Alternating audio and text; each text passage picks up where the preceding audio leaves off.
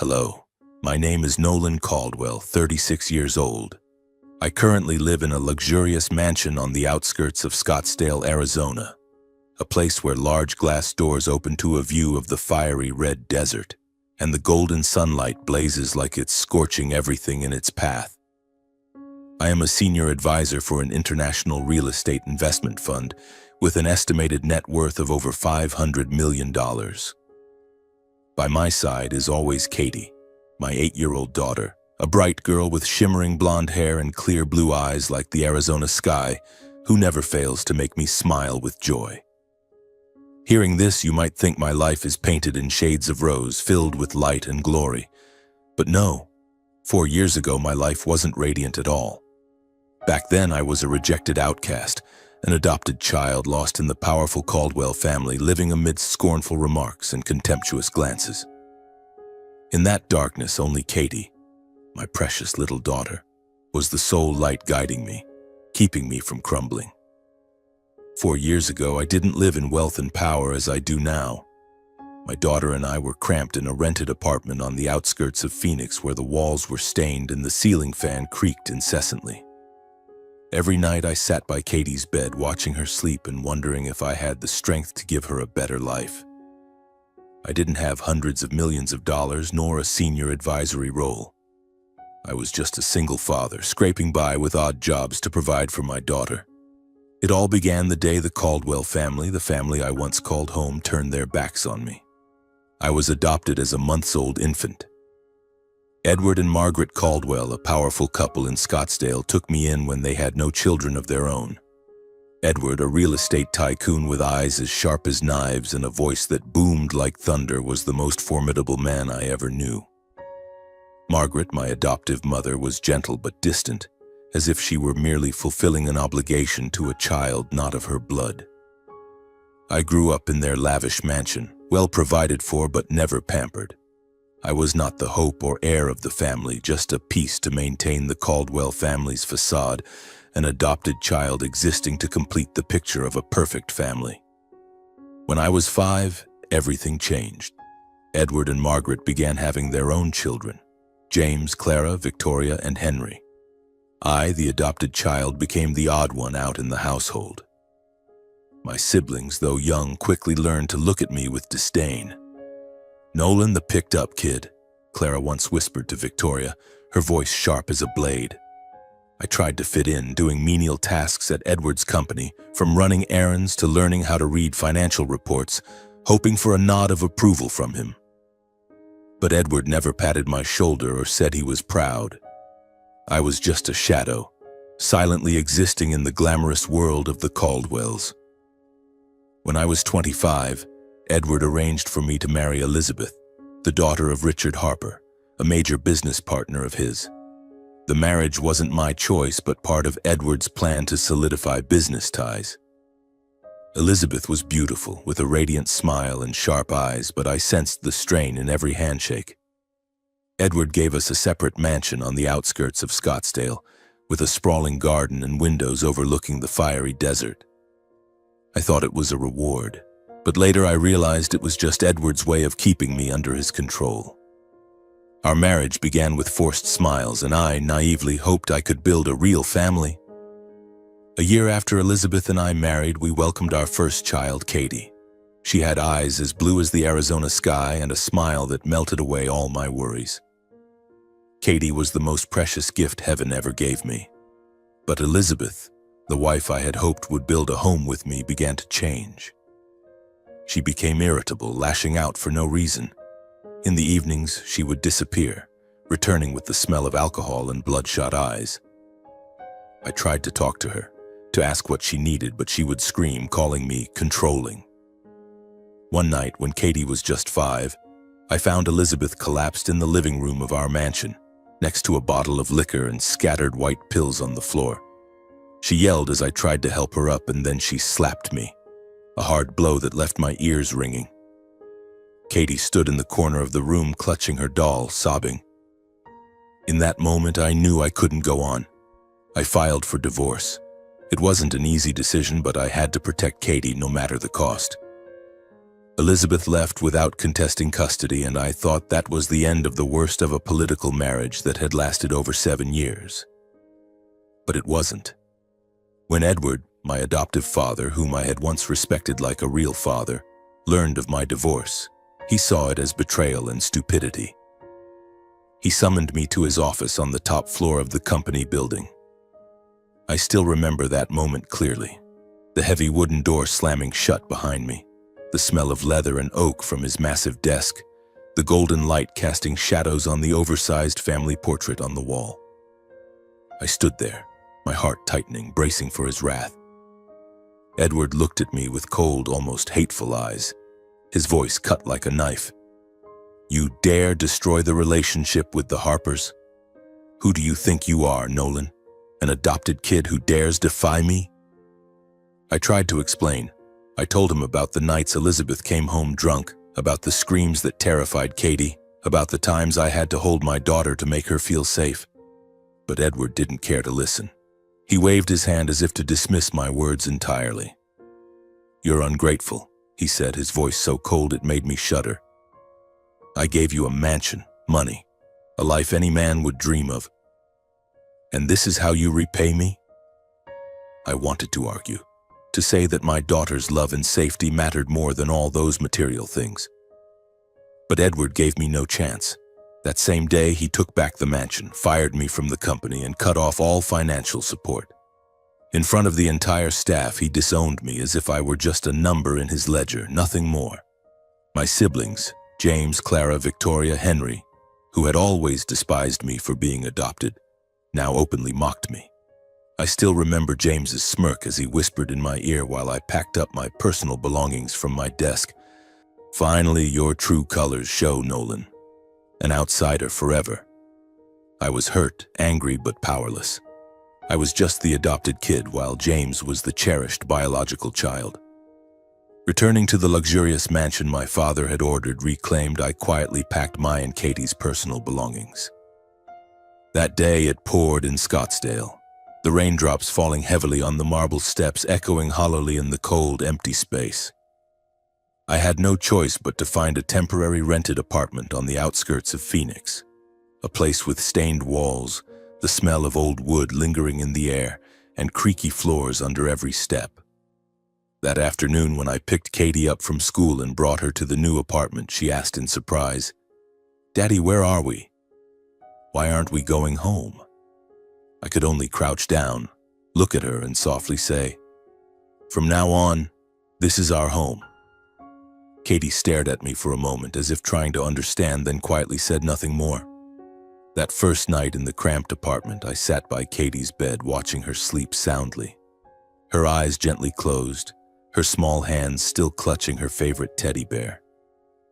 My heart was heavy, not just from losing the mansion, the job, or the status, but from the deep pain, the sting of betrayal by the man I had respected and called father. The months that followed were dark. I took on any job to provide for Katie, loading cargo, delivering packages, serving at a cafe, freelance writing, anything that could bring in a few bucks. Some nights I went hungry to save food for her. But Katie, that bright and sensitive girl, was always the faint light in the darkness. Every time she smiled, every time she hugged me and whispered, "Daddy, you're my superhero," I found a reason to keep going. Gradually, I learned to repair electronics and opened a small shop on a street corner. Customers started coming and the business slowly took off. Life wasn't easy, but it began to stabilize. Katie and I had each other, and for me, that was enough. Then one day I heard that Edward had suffered a heart attack and was hospitalized. A few senior staff members from the company with whom I had maintained contact informed me. Edward wasn't just seriously ill and hospitalized, he was also alone, with no family by his side to care for him. I heard that James was still running the company but spent more time partying. Clara and Victoria were busy with extravagant trips. Henry, the youngest, was caught up in failed projects. None of them stayed at the hospital to care for Edward. They only visited briefly, asked perfunctory questions, and left. A senior executive texted me, "Edward's lonely, Nolan. He mentions you, but you know how he is. too proud to admit he was wrong. I thought about visiting and talking to him many times, but every time I stood at the hospital door, I could hear his words echoing, "You're ungrateful," like a knife stabbing my chest. I was afraid to face him, afraid to see that cold gaze again. But then Katie, that small but sensitive girl, pulled me back. One afternoon, as I was hunched over fixing a computer in the shop, Katie gently tugged at my hand, her sparkling eyes looking up at me. "Daddy, is Grandpa okay? I want to see him." I choked up looking at her, and I knew I couldn't say no. We began visiting the hospital.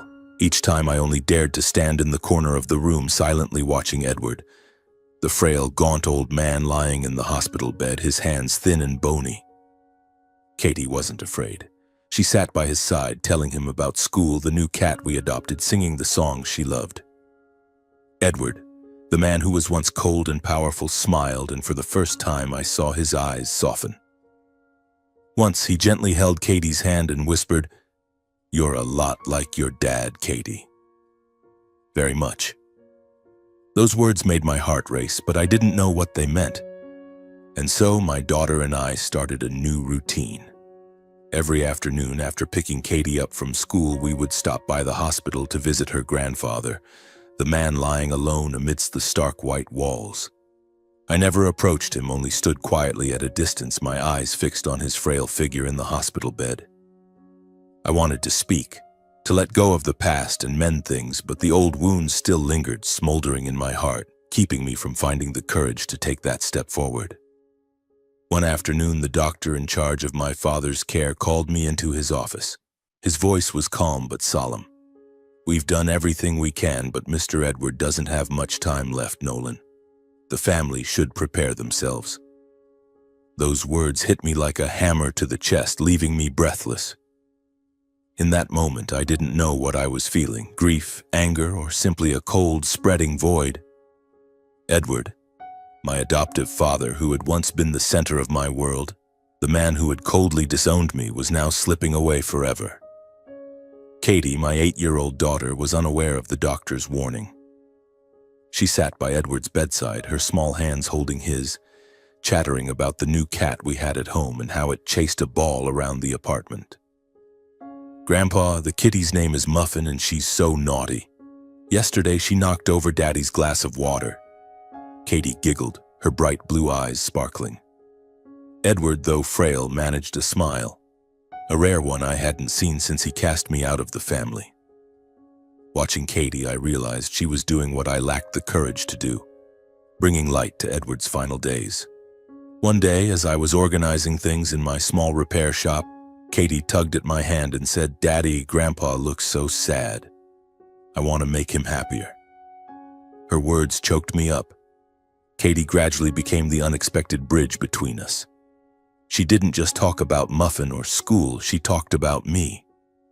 "Daddy works so hard, Grandpa," she said in her clear, innocent voice. "He fixes computers for people and he always reads me bedtime stories." I stood in the corner of the room pretending to look out the window, but I was listening to every word. Edward didn't say anything, just nodded, but I noticed a change in his eyes. They were no longer cold as before. There was something softer, as if he were seeing me through Katie. One afternoon, while Katie was playing in the hospital lobby, Edward suddenly called my name. "Nolan." His voice was faint, almost a whisper. Startled, I stepped closer to his bed, my heart pounding. "Thank you, son, for being here after everything I've done," he said, his eyes locking onto mine. I didn't know how to respond, so I just nodded. "I don't want Katie to be sad," I said, my voice hoarse. Edward fell silent, his lips trembling as if trying to say something he didn't have the strength to express. In the days that followed, Edward and I began to talk, though our conversations were brief and hesitant. He asked about my shop, about how I was raising Katie. I shared, but I always kept a distance, afraid that opening up too much would leave me vulnerable to hurt again. Once Edward looked at me and said, "You've done well with Katie. She's an amazing child." His words stunned me. It was the first time I'd heard Edward praise me, even indirectly. I wanted to ask why. why he had disowned me. But I couldn't bring myself to. I was afraid the answer would shatter the fragile hope that had begun to spark within me. Katie, with her innocence and unconditional love, remained the delicate yet strong bridge between Edward and me. Each visit, she brought her scribbled drawings, proudly calling them gifts for Grandpa. Edward, despite his weakness, cherished each little drawing, carefully placing them in a small wooden box by his bedside, as if they were priceless treasures. I saw the change in him, slow but undeniable. One time, when Katie ran out to get water, Edward turned to me, his eyes glinting with an unfamiliar light. His voice trembled barely above a whisper. "Nolan, I was wrong." I stood frozen, staring into his reddened eyes, the first time I saw him reveal vulnerability and regret. I wanted to rush to him, to hug him, to say how long I'd waited for those words. But all I could do was stand there, nodding slightly, letting tears stream down my face. In that moment, between two men, between father and son, I felt a small crack in the wall that had separated us, opening just enough for forgiveness and regret to slip through. But time waits for no one. One morning, a nurse called me urgently to the hospital. Edward was weakening rapidly, his breathing labored, and the doctor said he had only a few days left. I brought Katie with me, though my heart was heavy. She sat by his side, singing her favorite song, but this time Edward didn't smile. He held Katie's hand, pulled her close, and whispered something to her. I couldn't hear it, only saw Katie nod solemnly, as if entrusted with an important task. When I asked, she simply said, "Grandpa told me to keep something, but it's a secret." Edward's final days passed quietly, like the cold autumn wind carrying away any hope of words left unspoken. After the urgent call from the nurse, I was practically at the hospital from morning to night. Every afternoon after school, I picked up Katie and brought her to the hospital. And from then on, the two of us practically lived in the hospital room where Edward lay. Edward lay there, his breathing faint, his once sharp eyes now dulled, as if gazing at a distant place I could never reach. Katie, ever innocent, sat by his side, singing children's songs, talking about our cat Muffin and the drawings she brought. But this time, Edward no longer smiled. He only gently squeezed Katie's small hand, his eyes occasionally drifting toward me. A look I couldn't fully decipher, perhaps regret, perhaps just the exhaustion of a man preparing to leave this world. On the final day, I stood in the corner of the room trying to suppress a sense of helplessness. Katie, still in her favorite green dress, sat beside Edward, whispering, "Grandpa, I'll be good, I promise." I didn't hear him respond, but I saw him hand Katie a small envelope, his trembling hands barely able to hold it. "Keep it safe," he whispered, his voice so faint I had to strain to hear. Katie nodded, serious as a soldier accepting a mission, and tucked the envelope into her pocket. I wanted to ask, but Katie's eyes, both resolute and mysterious, silenced me. I didn't know what was in the envelope, but I felt its weight. Not the weight of paper, but the significance it might carry. Edward passed away the next morning in the quiet of dawn. Katie and I were there, along with an elderly nurse, in the silence of machines that had stopped beeping. I held Katie tightly, letting her cry into my chest while I tried to hold back my own tears. Edward, the adoptive father who had once been the center of my world, was gone forever. I didn't know whether to feel grief or relief, only that a part of my past had closed, leaving an unfillable void. Edward's funeral was held at the Caldwell family's main mansion in Scottsdale, where I had grown up. It was an extravagant affair, true to Edward's style, a real estate tycoon who never did anything halfway. The main hall was adorned with white flowers, orchids, and marigolds stretching from the entrance to the altar, where a large portrait of Edward was prominently displayed.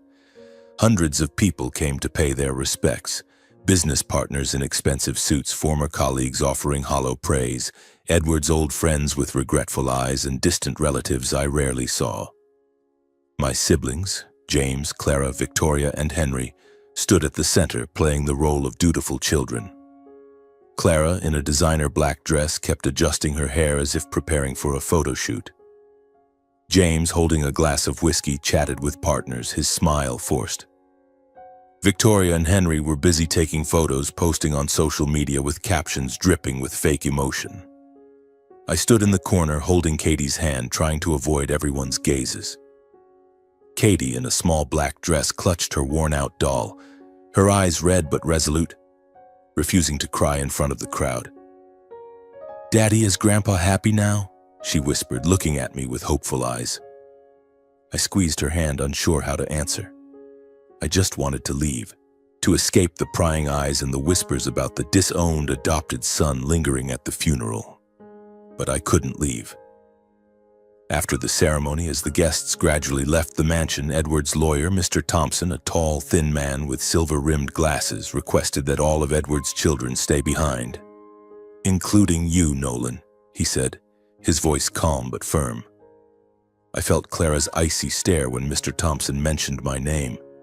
James let out a mocking chuckle while Victoria whispered something to Henry, making them both giggle. I held Katie's hand tighter, trying to stay composed. I didn't know what was coming, but I sensed a storm approaching. We were led into the grand living room where the family portrait still hung on the wall, a painful reminder of the days I tried to belong. Mr. Thompson sat at the head of the table, a thick stack of documents in front of him. My siblings sat in a row, their eyes brimming with confidence, as if they already knew what they'd receive. Katie and I sat at the far end of the table like outsiders. Katie still held the envelope in her pocket, and I noticed her clutching it tightly as if afraid someone might take it. Mr. Thompson cleared his throat and opened the documents. "This is the last will and testament of Mr. Edward Caldwell, drafted 3 years ago," he said, his voice steady. He began reading, listing Edward's vast estate, mansions in Scottsdale and Phoenix, dozens of acres of land in Arizona, shares in the Caldwell Corporation, a collection of vintage cars, and a yacht worth millions. Everything was divided equally among his 4 biological children, James, Clara, Victoria, and Henry. My name wasn't mentioned in the will. Not a single line, not a single reference. Clara let out a sharp laugh. "Well, Nolan, what are you doing here? Hoping for a slice of the pie?" Victoria chimed in, her tone mocking. "Maybe you thought you were still a Caldwell, but you're just a burden." James, with a contemptuous smile, added, "You're the reason Dad had a heart attack, Nolan. Don't pretend to grieve." Henry, usually quiet, spoke up. "Why don't you go back to your cheap repair shop?" Each of their words was like a knife, slicing into old wounds. I gripped Katie's hand, trying to stay calm, preparing to stand and leave. I was used to their humiliation, but I didn't want Katie to hear it. But then Katie, my little girl, stood up abruptly. "Stop it!" her voice rang out, small but firm, silencing the room. I was stunned as she pulled the envelope from her pocket, her hands trembling but her eyes blazing with determination.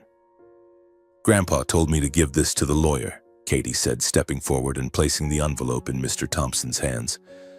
Clara frowned, James stopped laughing, and Victoria whispered something to Henry. My heart pounded as if the whole world was holding its breath. The light in the grand living room of the Caldwell mansion seemed to dim, as if the very air was holding its breath. Katie returned to her seat, squeezing my hand as if to encourage and comfort me. Across from me, my siblings, James, Clara, Victoria, and Henry, stared intently at Mr. Thompson, Edward's lawyer, as he slowly opened the handwritten letter from the envelope Katie had just handed him. Edward's trembling handwriting was clear on the page, but its power seemed to shake the entire room. I didn't know what was coming, but Clara's anxious glance and James's sharp exhale made my heart race. Katie, with her bright blue eyes, looked at me as if to say, "Daddy, everything will be okay." Mr. Thompson cleared his throat, adjusting his silver-rimmed glasses on his nose. "This is a handwritten will drafted by Mr. Edward Caldwell on March 15th, just days before his passing," he said, his voice calm but carrying an undeniable weight. "This will is legally binding, bearing Mr. Edward's signature and fingerprint, along with the testimony of 2 nurses at the hospital. It supersedes the previous will, drafted 3 years ago." Clara let out a dry laugh, but her eyes were filled with tension. "A handwritten will? What is this, some kind of joke? James crossed his arms, glaring at me as if I were the culprit. Victoria whispered something to Henry and they exchanged bewildered looks. I sat still, trying to maintain a calm expression, but inside a storm was brewing. Katie squeezed my hand tighter as if sensing my unease. Mr. Thompson ignored the commotion. He continued reading, his voice steady but each word striking like a hammer. I, Edward Caldwell, in full mental clarity, declare the distribution of my estate as follows. 90% of my assets, including all real estate, shares in the Caldwell Corporation, bank accounts, cars, yacht, and other properties, shall be transferred to Nolan Caldwell and his daughter, Katie Caldwell. The remaining 10% shall be divided equally among my 4 biological children, James, Clara, Victoria, and Henry. The room fell into a stunned silence, as if the world had stopped turning. I felt the blood rush to my ears, my mind reeling. 90% of the estate? For me and Katie? I looked at Mr. Thompson, then at Katie, searching for a sign that this was just a dream. But Katie, with her resolute gaze, nodded slightly as if she had known this all along. My siblings, on the other hand, erupted. "What?" Clara screamed, standing so abruptly she knocked over her chair. "This is a forgery. It's impossible." James slammed his hand on the table, his face flushed with anger. "Nolan did something, I know it. He forced Dad to write this when he was dying." Victoria, usually composed, lost her cool, her voice trembling. "Dad couldn't do this to us. We're his real children." Henry, the youngest, sat silently, but his eyes were cold and calculating, as if plotting something. Mr. Thompson raised his hand, signaling for calm. "I'm not finished," he said, his voice still composed. He continued, and each word pierced my siblings' smugness like a dagger. "I leave 90% of my estate to Nolan and Katie because they have proven true loyalty and familial love. Nolan, despite my unfair treatment of him, quietly cared for me in my final days. Katie, my granddaughter, brought joy and hope that I found in no one else. I was wrong to disown Nolan, and I regret not supporting him in his times of hardship. He is the only son who truly understood the value of family." My throat tightened, tears welling up. Edward, the adoptive father who had once called me ungrateful and cast me out, had written these words. He had seen me not as an outsider, but as a true son. I looked at Katie, who smiled, her eyes sparkling with pride. "Grandpa loved you, Daddy," she whispered, and I had to turn away to hide my tears. But my siblings didn't share my emotions. Clara lunged toward the table, snatching the will from Mr. Thompson's hands, her eyes wild. "This is fake. I don't believe it. Dad couldn't have done this." James stood, pointing at me. "You manipulated him, Nolan. You and that kid took advantage of him when he was weak." Victoria, her voice shrill, shouted, "You don't deserve a single cent. You're just an adopted nobody." Henry, though silent, glared at me with a hatred that felt like it could tear me apart. I wanted to respond, to shout that I hadn't done anything wrong, that I only visited Edward because of Katie, because I couldn't let her lose her grandfather without beautiful memories. But I stayed silent. I was used to their contempt, and I didn't want to argue on this day, the day Edward had left me his final apology. Katie, however, couldn't take it. "You're wrong," she shouted, her small voice brimming with strength. "Grandpa chose Daddy because Daddy's good. You didn't visit Grandpa, only Daddy and I did." The room fell silent again, and I saw Mr. Thompson smile faintly as if proud of Katie. Mr. Thompson stood, retrieving the will from Clara's hands. "This will is legally binding," he said firmly. "It was written in a state of mental clarity with a signature, fingerprint, and witnesses. If there are any disputes, the courts will review it, but I advise you to respect Mr. Edwards' wishes." He looked at me, nodding slightly as if to say he was on my side. Clara shot me a venomous glare before pulling James out of the room. "We'll sue!" she screamed. "I won't let Nolan take everything." James agreed, his voice full of rage. "You won't get away with this, Nolan. We'll overturn this will." Victoria and Henry followed, saying nothing, but their eyes told me they wouldn't give up easily. They stormed out of the mansion, leaving Katie and me in the silent room with Mr. Thompson packing up his documents. I pulled Katie into my arms, feeling her warmth. "Did I do something wrong, Katie?" I whispered, my voice hoarse. She shook her head, hugging me tightly. "You didn't do anything wrong, Daddy. Grandpa knew you were good." Katie's simple, heartfelt words were like a balm to my heart. I looked at the will on the table, Edward's trembling handwriting, and felt a belated recognition I had never dared to dream of. But I knew the battle wasn't over. My siblings would sue, would do everything to overturn the will, and I had to be ready to face them, not just for the estate, but for the truth Edward had left behind. As Katie and I left the mansion, the Arizona sun shone brightly, but I felt a storm approaching. I held Katie's hand, stepping through the gate, knowing a long fight lay ahead. But this time, I wasn't alone. I had Katie and I had Edward's apology, a priceless gift I would protect at all costs. The weeks following Edward's funeral passed like a prolonged dream. Katie and I returned to our rented apartment on the outskirts of Phoenix, where the creaking ceiling fan and the smell of old wood still lingered. But now, that apartment was no longer just a temporary shelter. It was where I prepared for the biggest legal battle of my life. My siblings, James, Clara, Victoria, and Henry, had filed a lawsuit accusing me of manipulating Edward into writing the handwritten will, claiming it was a forgery and that I had taken advantage of his weakened state to steal the estate. Every day I received letters from their lawyers filled with threats and insults. But I wasn't afraid. Not because I was confident, but because I had Katie and Edward's apology, a belated recognition I would defend to the end. The trial was scheduled at the courthouse in downtown Phoenix, a cold granite building with long hallways and echoing footsteps. On the first day, I held Katie's hand as we walked into the courtroom, feeling the weight of dozens of eyes, lawyers, reporters, and old acquaintances of the Caldwell family. My siblings sat on the other side, dressed in expensive suits, their gazes venomous. Clara, with her perfectly styled hair, looked at me as if I were an insect. James crossed his arms, a contemptuous smirk never leaving his lips. Victoria whispered something to Henry, and they both chuckled as if certain of their victory. I squeezed Katie's hand, trying to stay calm. In her simple green dress, clutching her worn-out doll, she looked at me with resolute eyes.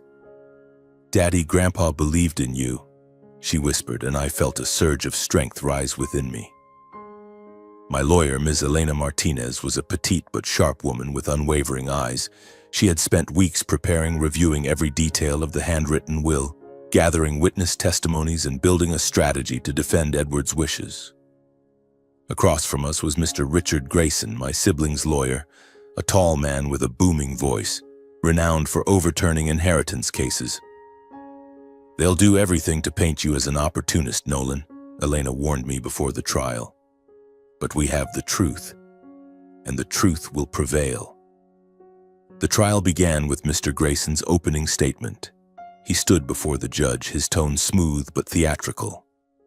"Your Honor, Nolan Caldwell, an adopted son, took advantage of Mr. Edward Caldwell's frail condition to coerce him into writing a fraudulent will, robbing the rightful inheritance of his biological children. Mr. Edward, in his final days, was not of sound mind to make such a decision. This was a calculated scheme, and we request that the court declare this handwritten will invalid." He turned to me, flashing a mocking smile, and I felt my blood boil. My siblings took the stand one by one. Clara, with her shrill voice, recounted how I was always the outsider, claiming I was jealous of them and schemed to seize the estate. James declared that I had brainwashed Edward in the hospital, using Katie to win his favor. Victoria, with crocodile tears, said she was heartbroken to see her father manipulated. Henry, as usual, said little, but his hateful glare spoke volumes. Each of their words was like a knife. But I sat still, holding Katie's hand, trying not to let anger overtake me. Katie, though only 8, seemed to understand everything. "They're lying, aren't they, Daddy?" she whispered, and I nodded, forcing a smile to reassure her. Elena stood, her voice calm but sharp as a blade. "Your Honor, the handwritten will of Mr. Edward Caldwell is legally valid, written in a state of full mental clarity, with his signature, fingerprint, and the testimony of 2 credible witnesses. We will prove that Mr. Edward made this decision willingly, based on the love and care Nolan and his daughter Katie showed him in his final days. She called the first witness, Susan, the nurse who cared for Edward in the hospital. Susan, a middle-aged woman with a gentle voice, recounted the times Katie and I visited Edward. "Nolan never asked for anything from Mr. Edward," she said, looking directly at the judge. "He just stood in the corner of the room letting Katie talk to her grandfather. Katie brought drawings, sang to him, and I saw Mr. Edward smile, something he rarely did with anyone else." She paused, glancing at my siblings. "I didn't see Mr. Edward's biological children there often. They'd stop by, ask a few questions, then leave."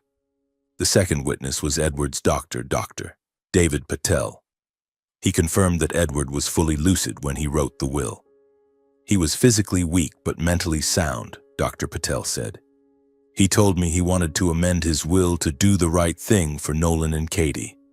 I was present when he signed the document, along with Susan and another nurse." Elena presented further evidence, security camera footage from the hospital showing Katie and me visiting regularly, while my siblings rarely appeared. She also submitted Katie's drawings, carefully kept by Edward in a box by his bedside, as proof of his affection for us. With each piece of evidence, I saw my siblings' faces pale. Clara bit her lip, James clenched his fists, and Victoria whispered frantically to Henry, her eyes filled with panic. But Mr. Grayson didn't give up. He called a psychologist who claimed Edward might have been psychologically influenced by Katie's presence. "An 8-year-old child can easily evoke sympathy, especially in a frail elderly person," he argued. I felt my blood boil. Katie, my little girl, described as a tool of manipulation? I wanted to stand and shout at him, but Elena placed a hand on my shoulder, whispering, "Stay calm, Nolan. We're winning." The turning point came when Elena called Katie to testify. I was worried, not wanting her to face the pressure of the courtroom, but Katie was resolute. "I want to tell the truth for Grandpa," she said, her voice small but firm. Standing before the judge in her green dress and clutching her doll, Katie recounted our visits to Edward. "I sang for Grandpa and he smiled. He said he loved Daddy and wanted Daddy to be happy. He gave me the envelope and told me to keep it safe." Her voice was clear and sincere, silencing the courtroom. The judge, an older man with a stern gaze, looked at Katie with respect, and I saw his eyes glisten. After 3 tense days, the judge delivered his ruling. "The handwritten will of Mr. Edward Caldwell is legally valid," he declared, his voice resounding. "The court finds no evidence of manipulation or lack of mental clarity. Mr. Edward's wishes will be honored." Katie and I officially inherited 90% of Edward's estate, the mansions, land, shares, and everything else. My siblings, with the remaining 10%, left the courtroom in silence, their faces crestfallen. Clara shot me one last hateful glance but said nothing. James, Victoria, and Henry followed quietly, their taunts and threats gone. I hugged Katie, tears streaming down my cheeks. "We did it, Daddy," she whispered, and I nodded, unable to speak. This victory wasn't just about the estate. It was about Edward's belated recognition that I, the disowned adopted son, was his true son. As we left the courtroom, the Arizona sun shone brightly as if welcoming a new beginning. I held Katie's hand, feeling the new chapters of our lives approaching. 3 months after the trial, Katie and I stood in a quiet cemetery nestled among the low hills on the outskirts of Scottsdale. I held Katie's hand, walking slowly along the stone-paved path leading to the Caldwell family plot. Today, we were here to visit Edward's grave, my adoptive father, who had left us not only his estate but also a belated recognition, a gift more precious than any mansion or share. Katie, now 8 years old, wore her favorite green dress and held a small bouquet of white daisies, her blue eyes bright but tinged with sadness. I looked at her, my heart filled with gratitude for the little girl who had become the bridge connecting me to Edward and now to my past. Edward's grave lay under the shade of an old oak tree next to the grave of my adoptive mother, Margaret, who had passed away over a decade ago. The 2 granite headstones were simple yet dignified, their names gleaming in the sunlight. I stood before Edward's grave reading the inscription, Edward Caldwell, 1949 to 2025, devoted father, steadfast leader. My heart tightened, recalling the days he called me ungrateful. But then I remembered the final words in his will. I was wrong to disown Nolan. He is the only son who truly understood the value of family. Those words, though late, had healed a deep wound within me. Katie knelt down, placing the bouquet of white daisies on Edward's grave. "Grandpa, thank you," she whispered, her voice small but sincere. "Daddy and I promised to live well, like you wanted." I knelt beside her, resting my hand on her shoulder, feeling her warmth, the only light that had guided me through the darkest days. "Thank you, Dad," I said, my voice hoarse, unsure if I was speaking to Edward or to myself. "Thank you for seeing me, for giving me a chance to prove myself." Tears rolled down my cheeks, but this time they carried no pain, only release.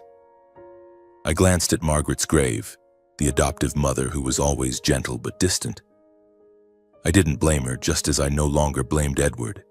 They had given me a home, imperfect as it was, and now I had Katie, my true family.